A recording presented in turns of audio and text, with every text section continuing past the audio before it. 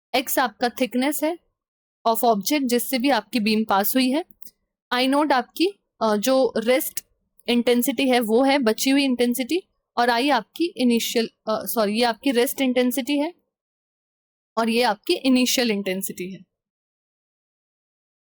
ठीक है, तो ये एक एक्सपोनेंशियल फंक्शन होता है, लीनियर नहीं। एंड फोटोन की एनर्जी पे भी डिपेंड करता है और एटॉमिक नंबर पे भी डिपेंड करता है। ठीक है, नेक्स्ट क्वेश्चन पे चलते हैं।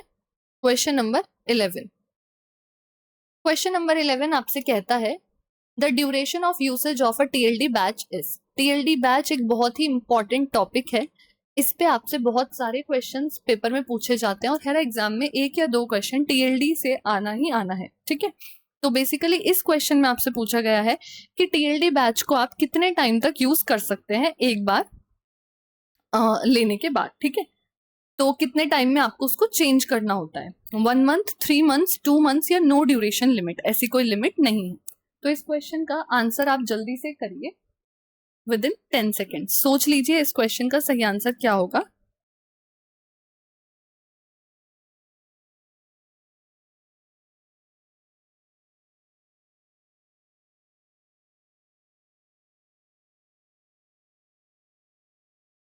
ओके, सो बहुत इजी क्वेश्चन था, है ना, मोस्टली सभी ने इसका आंसर सही किया होगा, दैट इज 3 मंथ्स।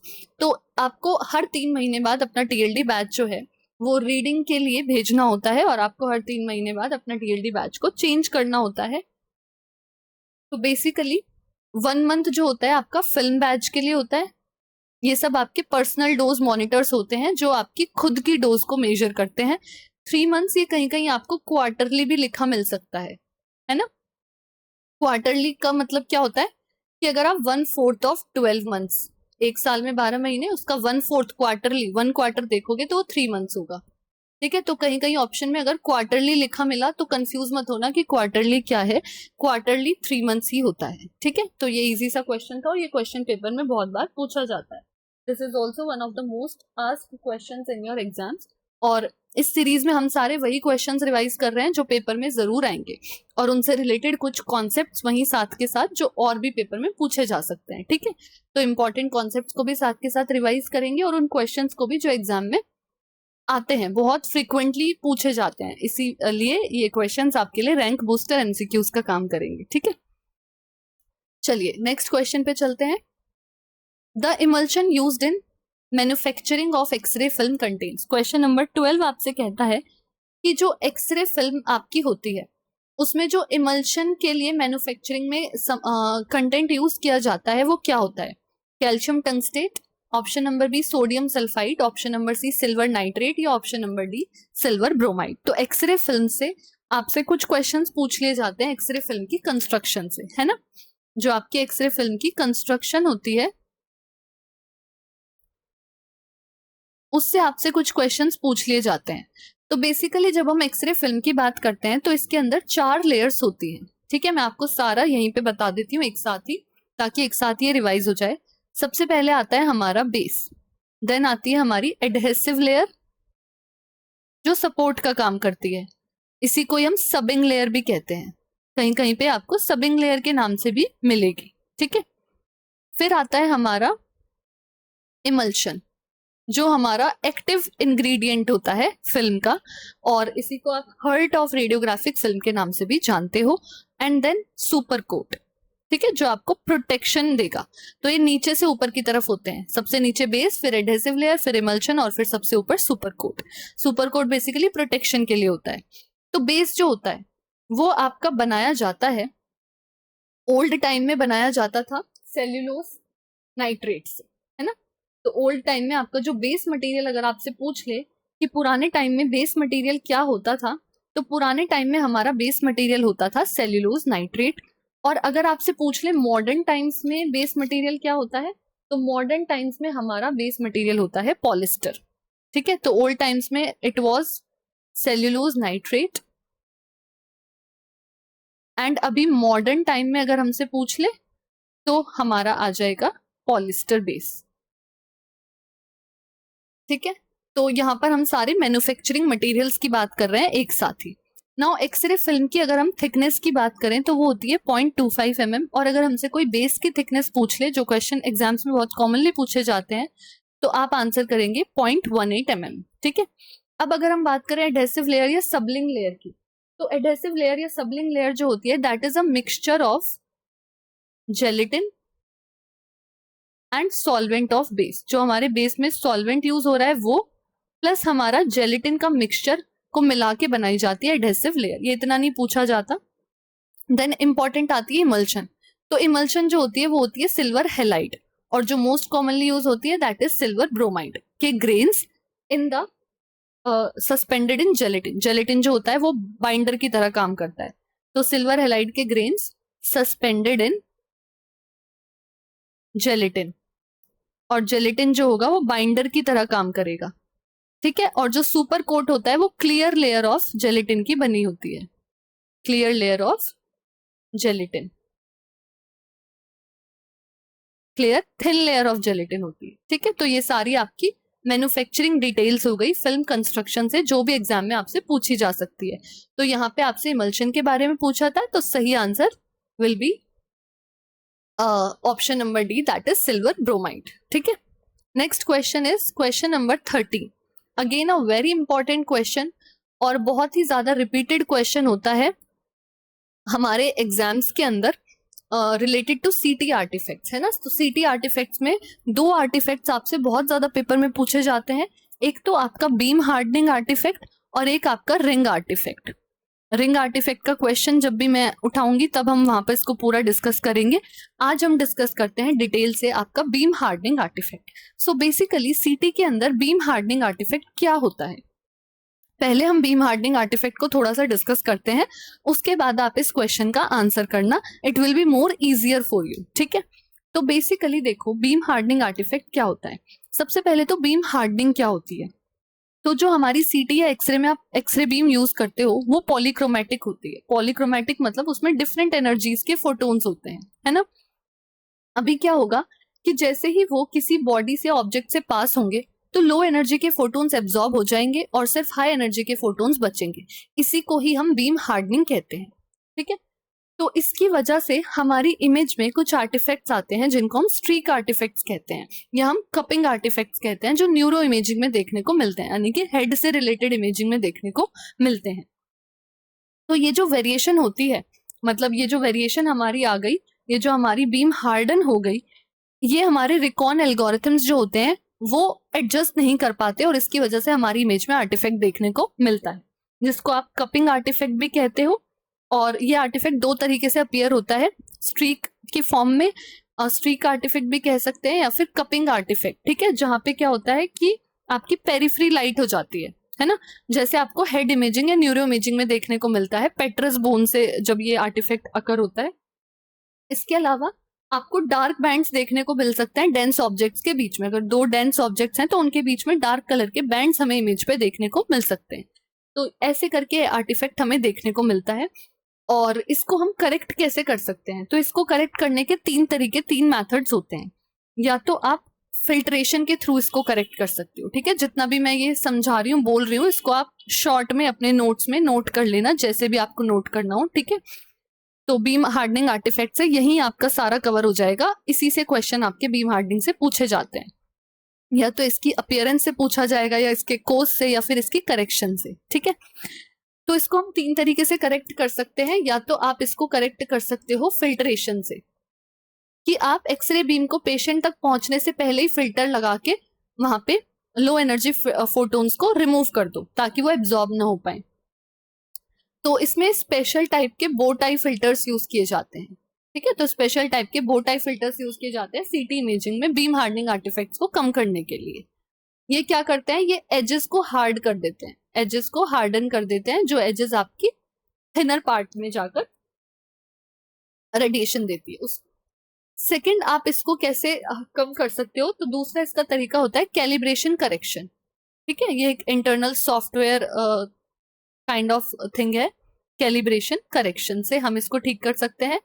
नेक्स्ट हम इसको कैसे करेक्ट कर सकते हैं, बीम हार्डनिंग सॉफ्टवेयर करेक्शन से हम इसको सही कर सकते हैं, जिसके अंडर आप क्या करते हो, जिसके अंडर आप केवीपी को इंक्रीज कर देते हो, जिससे overall energy of the photon beam increase हो जाती है, या एवरेज एनर्जी ऑफ फोटोन जो है वो इंक्रीज हो जाती है और बीम हार्डनिंग वहां पर कम होती है, तो आर्टिफैक्ट कम होता है। तो इस क्वेश्चन को अब आप पढ़िए। इस क्वेश्चन में आपसे क्या पूछा गया है, CT beam hardening artifacts are minimized by increasing the. CT beam hardening artifacts को हम कैसे मिनिमाइज कर सकते हैं, क्या बढ़ा के। तो अभी हमने पढ़ा, हम ट्यूब वोल्टेज यानी कि केवी बढ़ा के इसको हम कम कर सकते हैं, ठीक है। मैट्रिक साइज का बीम हार्डनिंग से कोई मतलब नहीं है, हम इसको एवरेज एनर्जी को बढ़ा के यानी केवी बढ़ा के बीम हार्डनिंग को कम कर सकते हैं, ठीक है। स्कैन टाइम का इससे कोई मतलब नहीं है, और ट्यूब करंट का। तो ये क्वेश्चन ये आपसे पूछना चाह रहा था, ठीक है। कई बार इसमें इंक्रीज केवीपी डिक्रीज केवीपी करके भी पूछ लेता है, या आपसे कई बार आर्टिफैक्ट की अपीयरेंस पूछ लेगा, ठीक है, बो टाई फिल्टर से रिलेटेड क्वेश्चन पूछ लेगा। तो ये आपका पूरा बीम हार्डनिंग आर्टिफैक्ट जितना भी मैंने एक्सप्लेन किया है, इसको शॉर्ट नोट्स की फॉर्म में अपने नोट्स में लिख लेना, ठीक है। जो अभी आप नोट्स बनाना इन क्लासेस के अच्छे से क्विक रिवीजन करके, ताकि जब भी आपका कोई आने वाला एग्जाम हो जिसमें आप क्विक एग्जाम से 10-15 दिन पहले क्विक रिवीजन लेना चाहे मोस्ट इंपॉर्टेंट क्वेश्चंस का, तो वहां पे आप ये सारे कॉन्सेप्ट्स रिवाइज करके ब्रश अप करके अपने एग्जाम्स में और अच्छे मार्क्स सिक्योर कर सके, ठीक है। नेक्स्ट क्वेश्चन पे चलते हैं, question number 14। Question number 14 again TLD से रिलेटेड एक सिंपल सा क्वेश्चन है। टीएलडी जो है वो एक बहुत ही इंपॉर्टेंट टॉपिक है एग्जाम के लिए। एग्जाम्स में टीएलडी से बहुत सारे क्वेश्चंस पूछे जाते हैं, है ना, बट बहुत सिंपल क्वेश्चंस, वही सेम क्वेश्चंस हर पेपर में रिपीट होते हैं। तो 2-3 पैटर्न के क्वेश्चन होते हैं, टीएलडी कहाँ पहना जाता है, टीएलडी का जो यूसेज टाइम है वो कितना होता है, टीएलडी की केयर से रिलेटेड, फिर टीएलडी की कंस्ट्रक्शन से रिलेटेड, यही सिंपल क्वेश्चंस आपसे पेपर में पूछे जाते हैं। तो टीएलडी टॉपिक को आप अच्छे से अपने एग्जाम्स के लिए पढ़ लेना। इस क्वेश्चन में आपसे पूछा हुआ है TLD batch should be Warne. TLD batch जो होता है वो कहां पर पहना जाता है, आप टीएलडी बैच को कहां पर पहनते हो, है ना। तो बताइए, एट द चेस्ट और रिस्ट और hip level, above the lead apron, above or below the lead apron, or you can say below the lead apron. तो बताइए what will be the accurate position to wear TLD badge? 10 seconds में इसका answer आप लोग सोच लीजिए क्या होगा.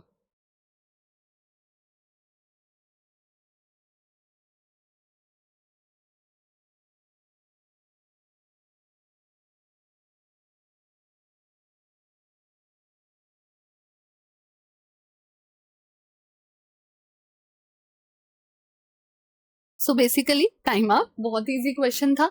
तो देखिए टीएलडी बैच जो होता है वो आपका मोस्ट एक्यूरेटली तो चेस्ट लेवल पे पहना जाता है नॉर्मली, ठीक है, और वो आपका पहना जाता है लेड एप्रिन के अंदर, बिलो लेड एप्रिन.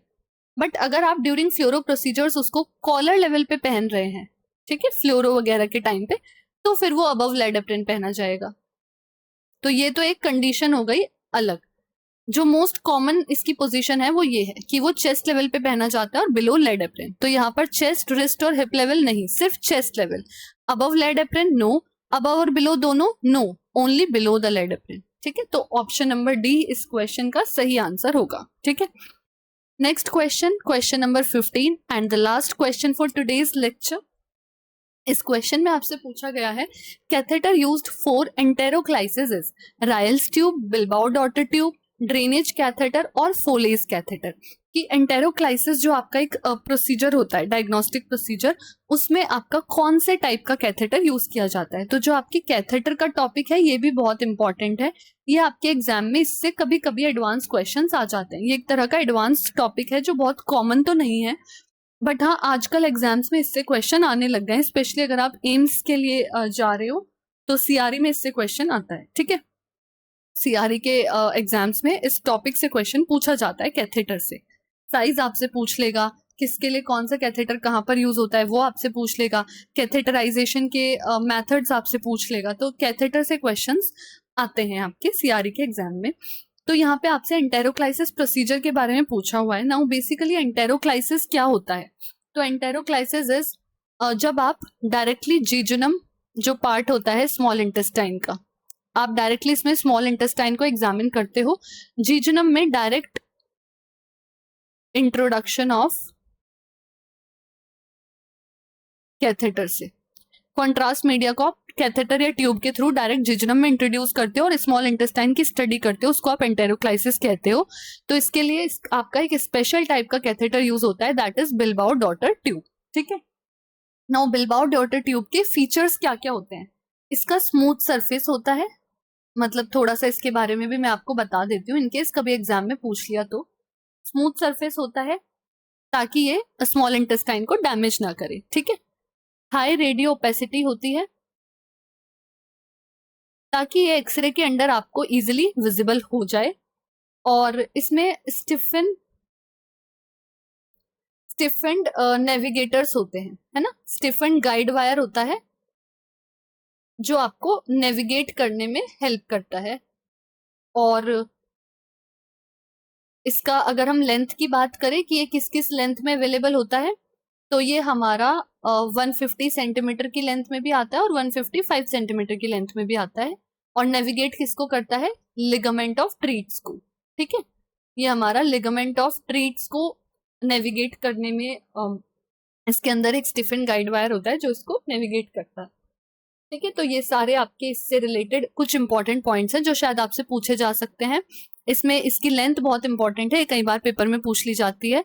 इसके अलावा आपकी जो रायल्स ट्यूब होती है ये एक एनजी ट्यूब का एग्जाम्पल है, काइंड ऑफ एनजी ट्यूब होती है, मतलब नेजोगैस्ट्रिक ट्यूब, जिसका काम होता है बेसिकली फीडिंग के लिए, इंटेरल फीडिंग. जब आप स्वॉलिंग डिफिकल्टीज होती है माउथ के थ्रू ना देके डायरेक्ट स्टमक में आप फीड कराते हो, या इसके अलावा मेडिसिन एडमिनिस्टर करने के लिए, ठीक है. तो रायल्स ट्यूब एक तरह की नेजोगैस्ट्रिक ट्यूब है जो नोज और माउथ के नोज और इसोफेगस के पैसेज से आपके डायरेक्ट स्टमक में एंटर की जाती है. इसके अलावा ड्रेनेज कैथेटर्स तो ड्रेनेज के लिए यूज होते हैं, किसी भी तरह का ड्रेनेज हो सकता है. और फोलेज कैथेटर जो होते हैं वो बेसिकली ड्रेनेज के लिए यूज होते हैं यूरिनरी प्रोसीजर्स में, ठीक है. तो ये यूरिनरी कैथेटर्स का एग्जाम्पल होते हैं. तो ये था आपका सारा कैथेटर से related and that was it for today's session. I hope आपको ये सेशन अच्छा लगा होगा। इस सीरीज का मेन फोकस यही है कि आप अपने एग्जाम से पहले जो कुछ 10-15 डेज होते हैं उसमें आप एक क्विक रिवीजन ले सको और कुछ ऐसे क्वेश्चंस को प्रैक्टिस कर सको जिनको छोड़ के जाना आप एग्जाम में अफोर्ड नहीं कर सकते, ठीक है, जो एग्जाम में बहुत हाई वेटेज रखते हैं या फिर बहुत फ्रिक्वेंटली रिपीट होते हैं। तो यही लेक्चर आपको मैं रिकॉर्डेड फॉर्म में ही इस चैनल पे रखूंगी। ये वाली क्लासेस तो स्पेशली बिकॉज इनको लाइव करने का उतना बेनिफिट मुझे नहीं लगता, क्योंकि एक quick revision kind of classes हैं, तो इनको रिकॉर्डेड फॉर्म में ही पढ़ो और जितना कम टाइम में जितनी ज़्यादा चीज़ें रिवाइज कर पाओ उतना ज़्यादा बेटर है। अभी एग्जाम्स भी लाइंड अप हैं, तो जिसका आने वाले दिनों में कोई भी एग्जाम है उनके लिए सीरीज बहुत हेल्पफुल रहेगी और आगे फ्यूचर में भी जिसका कोई भी एग्जाम होगा उनके लिए भी हेल्पफुल रहेगा। So I hope you liked today's session. If you did, please like and comment down below. मुझे बताना comment करके कि आपको ये क्लास कैसी लगी। Also आपके लिए क्वेश्चन है होमवर्क जो आपको आंसर करना है आज कमेंट्स में, तो सभी लोग आंसर करिएगा। क्वेश्चन ये है कि मेमोग्राफी में मेमोग्राफी नहीं माइलोग्राफी में कौन सा कॉन्ट्रास्ट यूज होता है, ठीक है। आयनिक होता है, नॉन आयनिक होता है, आयोडीन बेस्ड होता है, वाटर बेस्ड, ऑयल बेस्ड।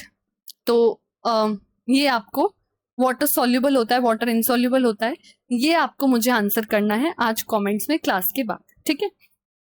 और जो बच्चे जो स्टूडेंट्स ने आज क्लास देखी है, क्लास अच्छी लगी है, तो आप मुझे कमेंट करके अपनी सजेशंस फीडबैक ज़रूर बताइएगा और क्लास के बाद कमेंट्स में अपनी अटेंडेंस ज़रूर लगाइएगा, ठीक है। सिंस ये लाइव क्लास नहीं है तो आप कमेंट्स में अपनी अटेंडेंस मुझे दीजिएगा कि किस किस ने ये लेक्चर देखा है। एंड मिलते हैं नेक्स्ट सेशन में with more good questions and good concepts. तो till then bye, good night and take care.